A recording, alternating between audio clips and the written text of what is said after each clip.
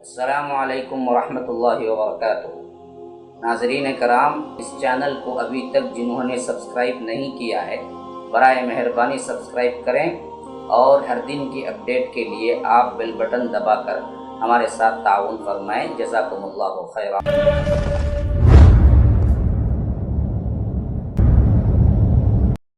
اچھا، اور اس کے بعد فرمایا کہ علم اٹھ جائے گا، جہل عام ہو جائے گا۔ پوچھا گیا اللہ کے رسول، کیا اچانک اللہ سب عالموں کو مار دے گا یا کتابوں میں سے علم اٹھ جائے گا؟ کیسے علم اٹھے گا؟ قرآن ہے، حدیث ہے، لاکھوں کتابیں ہیں اسلام پر، تو علم اٹھ جائے گا تو کیسے؟ کیا اچانک ایک رات میں کیا ہے پورے خالی صفحے رہ جائیں گے؟ کہا کہ نہیں، علم کے اٹھنے کا معنی یہ نہیں ہے۔ قرب قیامت میں اللہ تبارک و تعالی عالموں کو ایک کے بعد دیگرے موت دے دے گا، اور جب ایک عالم مرے گا تو جس ٹیلنٹ کا وہ عالم تھا پھر وہ عالم پیدا نہیں ہوگا ان کے درمیان، تو وہ علم انہی کے ساتھ جاتا رہا۔ اب دوسرا اس گدی پر جو آئے گا نا، اس سے کم تر عالم آئے گا، وہ مرے گا نا، اس کے مقابلے کا بھی نہیں ملے گا، پھر اس سے نیچے جائے گا۔ عالموں کی موت جو ہوگی اس کا نعم البدل نہیں ملے گا، تو جو ہیں ان کی قدر کرو، بھاگو میلو، صحبت اختیار کرو، سعادت سمجھو کہ وقت مل گئے عالموں کے ساتھ، اگر چھوڑ گیا تو پھر نہ ملیں گے۔ یہی حال ہم نے دیکھی 1901 سے لے کر 1999 تک، 100 صدی، بڑے بڑے علماء جو چوٹی کے ہندوستان کے کیا ستارے کہہ لیں، چلے گئے، ان جیسا ایک بھی واپس نہیں آیا، ایک بھی نہیں آیا۔ ابوالکلام آزاد جیسی شخصیت، ان کے پائے کا کون ہے جو ایک طرف مرد مجاہد ہے، ایک طرف ساتھ میں کیا ہے فریڈم فائٹر ہے، آزادی ہند کے کیا ہیں سب سے نمایاں شخصیت ہیں، ایک طرف مفسر ہے، ایک طرف محقق ہے، ایک طرف محدث ہے، ایک طرف مفسر سیرت نگار ہے، ہر فن مولا، ہر فن میں طاق، اور سیاست میں بھی طاق۔ ایسی سیاست لڑی کہ ہندوستان کا سب سے پہلا ایجوکیشنل منسٹر مرتے دم تک رہنے والے مولانا ابوالکلام آزاد ہے رحمہ اللہ۔ آج کا کوئی مسلمان کسی منسٹری میں بھی ہے تو مسلمان کہتے ہوئے ہمیں شرم محسوس ہوتی ہے، ویسے کام کر کے ہی وہ جا کے پہنچ سکتا ہے وہاں تک، اسے مسلمان بھی نہیں بول سکتے ہم۔ یہاں دیکھو، گورنمنٹ میں بھی تھے، گورنمنٹ کے پہلے ایجوکیشنل منسٹر ہندوستان کے، وہ بھی کتنے سال، 6 سال نہیں، مرتے دم تک تھے، 47 سے لے کر 58 ان کی وفات ہے، 1958 مولانا ابوالکلام آزاد کی وفات ہے، اور 1947 میں کیا آزاد ہوا ہندوستان، اس وقت مقرر ہوئے، تو تقریباً 12 سال پورے انڈیا کے ایجوکیشنل منسٹر تھے۔ لیکن اس منسٹر کے ساتھ علم کی دنیا انجمن لگی ہوئی تھی، لکھنے بیٹھے تو ایسا کلام لکھا تفسیر میں، آج تک ان جیسی تفسیر کرنے والا کوئی نہیں۔ خالی سورہ فاتحہ کی اتنی موٹی ام الکتاب نام کی تفسیر لکھی، اس جیسی تفسیر کسی نے اب تک نہیں لکھی۔ مفسر بھی تھے، عربی پہ ایسی زبان دانی تھی کہ عرب حیرت سے دیکھتے تھے،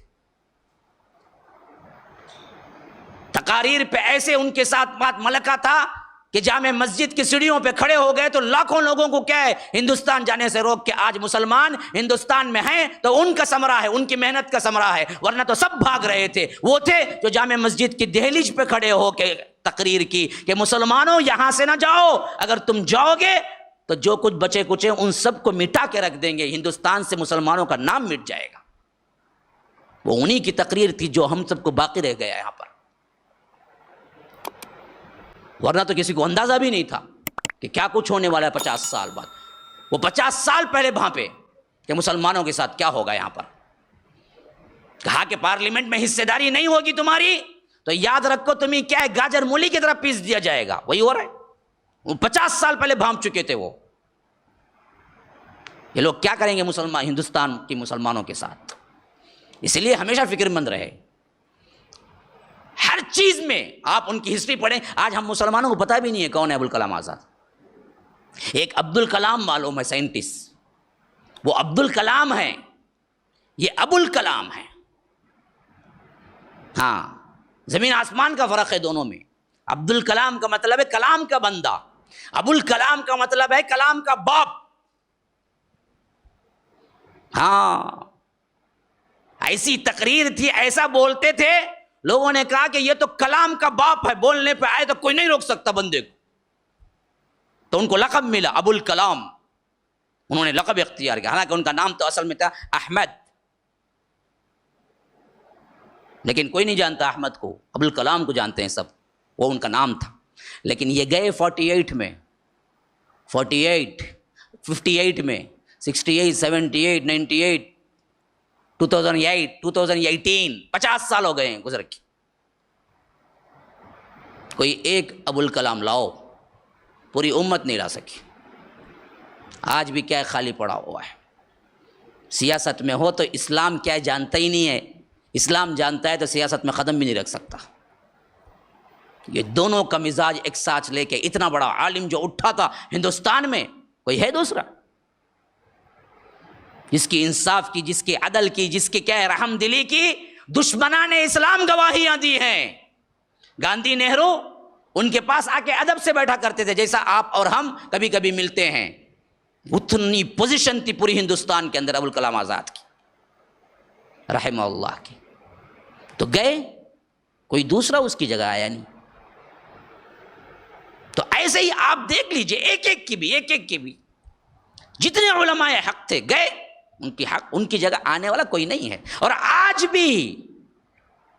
بھی اٹھا لو, خاص کر 99 to 2018 بڑے بڑے علماء, ان کی وفات آپ دیکھیں گے ایک کے بعد دیگرے. گزشتہ سال کتنے ہوئے, اس سال کتنے ہوئے, لگ بھگ ایک سال 10 بڑے بڑے علماء کیا ہیں اس دار فانی سے کوچ کر رہے ہیں, اور ان کا نعم البدل کوئی نہیں ہے.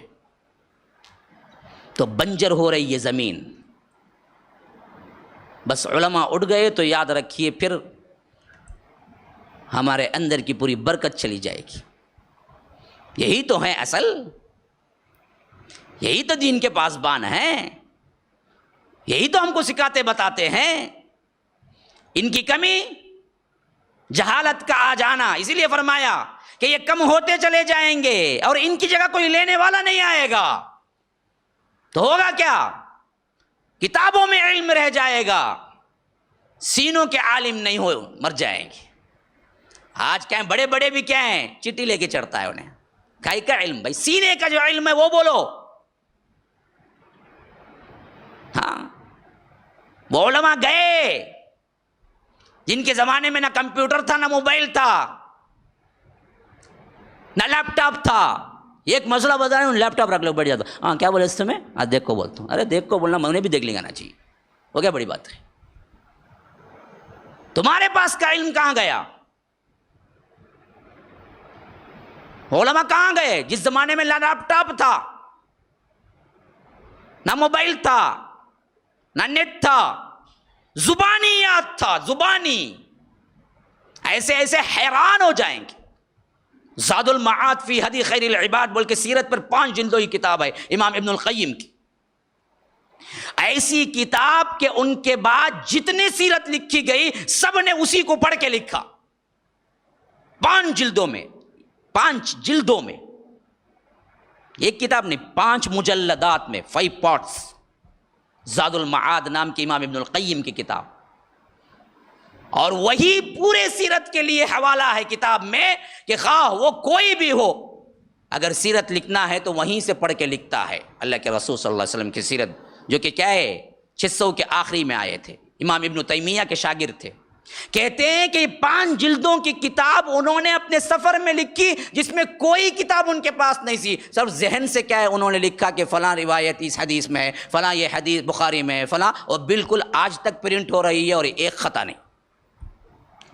ہمیں ایک صفحہ لکھنا بولے تو بھی اسے پورا ایئر کنڈیشن کمرہ دیکھو, نیٹ دیکھو, لیپ ٹاپ دیکھو, دکھا کو بٹھا کو کیا ہے پانی پلا کو، جوس رکھو باہر، فروٹس رکھو. ایک دن کے بعد آپ کو پوچھے تبھی ایک نہیں لکھا نا، سوچا کیا بھی نہیں آیا، ابھی شروع کر تو بولے گا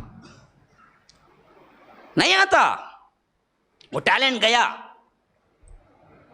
جن کو صحاح ستہ یاد تھا، صحاح ستہ، بخاری نہیں، بخاری تو 6-7 ہزار احادیث ہے. صحاح ستہ کے 6 کتابیں جو تھی وہ 6 کتابیں یاد تھی پوری کی پوری. ہاں 6 کتابیں، جہاں سے بھی پوچھو حدیث راوی کے ساتھ بیان کرنے والے تھے. چلے گئے امام ابن بن باز، ابن عثیمین رحمہ اللہ، بن باز رحمہ اللہ اندھے تھے. سعودیہ کے مفتی اعظم 1999 میں انتقال ہوا، 1914 کی پیدائش ہے ان کی. ہاتھ سے گئے ہوئے تقریباً 19-20 سال ہو گئے، لیکن دنیا کا واحد شخص اندھا تھا جس کو صحاح پوری یاد تھی، صحاح پوری یاد تھی. بخاری، مسلم، ابو داؤد، ترمذی، نسائی، ابن ماجہ، 6 کتابیں جو کہ تقریباً کیا ہیں 60 سے 70 ہزار احادیث کا مجموعہ بنتی ہیں. ہمیں ایک حدیث کا لفظ کبھی سمجھ میں نہیں آتا، یاد نہیں آتا، سوچ رہا ہوں کیا بولنا لیکن نہیں آ رہا مجھے. ہماری وہ کن ذہنیت، اسلاف کی یہ اعلیٰ ذہنیت، ایسے ذہین و فطین تھے.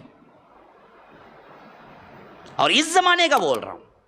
ابن عثیمین کے فتاوے 26 جلدوں میں، وہ بھی 99 میں انتقال کر گئے. سعودیہ کے کیا ہے، ہیئت کبار العلماء کے بڑے تھے، ممبروں میں سے تھے. علم کا ایسا چمن ہے، ایسا باغ ہے، ایسی انجمن ہے، آپ سمجھ ہی نہیں سکتے. ان کی کتابیں پوری زندگی کوئی پڑھ کے ختم نہیں کر سکتا، اتنا لکھا ہے. لکھے ہوئے کو پڑھ نہیں سکتا. جبکہ نہ وہ زمانے میں نہ نیٹ تھا، نہ انٹرنیٹ تھا، نہ فلاں تھا، نہ لیپ ٹاپ تھا کہ سرچ کریں گے. امام البانی رحمہ اللہ، ان کی بھی 99 کی وفات ہے، تقریباً لگ بھگ وہی 1914 یا 15 کی پیدائش ہے، جسے پورے محدث اعظم مانا گیا. ہندوستان میں نہیں، پوری دنیا انٹرنیشنل محدث. امام بخاری کے بعد کسی کا درجہ حدیث میں اور اس میں خاص کر حکم لگانے میں کہ صحیح ہے یا ضعیف، امت کے اندر کوئی اور شخص نہیں پیدا ہوتا، دکھتا نظر نہیں آتا جو امام البانی کا حق بنا بعد میں. آج جتنی کتابیں چھپتی ہیں امام البانی کے حکم سے چھپتی ہیں کہ یہ حدیث ضعیف ہے یا کمزور ہے یا صحیح ہے. ان سب کتابوں کو پی کے رکھا اور ان کتابوں کے مصنف اور راویوں کو پی کے رکھا کہ حکم لگانا معمولی بات نہیں ہوتا کہ ایک حدیث پہ کہ یہ صحیح ہے یا غلط ہے یا ضعیف ہے یا مشہور ہے یا عزیز ہے. کتنے اصطلاحات ہیں، ان اصطلاحات کا صحیح طور پر کیا ہے وہاں پر نشان لگائے. اور ان کے شاگرد ہیں آج بھی، لیکن کوئی البانی پھر 18 سال ہو گئے پیدا نہیں ہو سکا. نہ کوئی ابن باز پیدا ہو سکے، نہ امام ابن تیمیہ پیدا ہو سکے، نہ امام ابن القیم پیدا ہو سکے، نہ امام ابن عثیمین پیدا ہو سکے. تو جو گئے آنے والے اس جگہ کو نہ پا سکے. تو آج بھی جو ہیں یہ بھی اللہ کا کروڑا شکر. ان سے صحبت، ان سے ملنا، ان کے لیے کیا ہے دعائیں کرنا، کبھی ان سے دعائیں کرا لینا، یہ سعادت ہے. چلے گئے تو یہ بھی نہیں ملیں گے، پھر اس سے بدتر زمانہ ہی آئے گا. تو آج جو اہل اللہ ہیں، اس لیے اللہ کے رسول صلی اللہ علیہ وسلم نے فرمایا کہ تم ہمیشہ سب سے بہترین لوگوں سے صحبت اختیار کرو. پوچھا گیا اللہ کے رسول کیا نشانی ہے کہ کون بہتر کون بدتر، کیسے ہم صحبت اختیار کریں؟ فرمایا کہ یاد رکھو جس کے چہرے کو دیکھ کر اللہ کی یاد آ جائے وہ سب سے بہترین ہے.